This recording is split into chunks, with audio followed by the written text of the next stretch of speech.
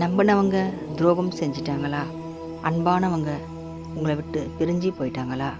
மலை போல நம்பியிருந்தவங்க கை விட்டுட்டாங்களா? சொத்து சுகம் எல்லாம் போய் இப்போது ரொம்ப மன கஷ்டத்தில் இருக்கீங்களா? முருகனை நினைங்க.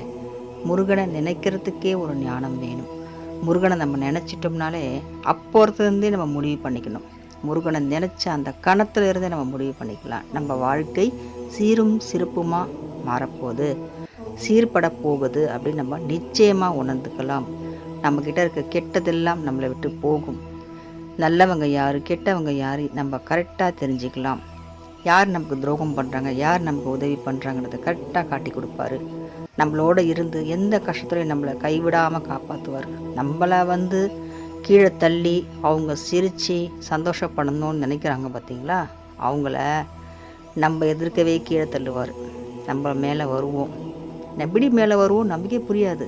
ஆனால் எல்லா கதவும் அடைஞ்சாலும் முருகன் என்ற ஒரு வாசல் கதவு நமக்கு திறந்திருக்கும். அந்த ஒரு வாசல் நமக்கு சொர்க்க வாசல். அப்படி ஒரு வாசல் இருக்கும்போது எந்த வாசல் மூடினா என்ன, திறந்தா நமக்கு என்னங்க வந்துச்சு? நம்ம தலை நிமிர்ந்து வெற்றிவேல் முருகனுக்கு அரோகரான்னு சொல்லி நம்ம வாழ்க்கையை தொடங்குவோம்.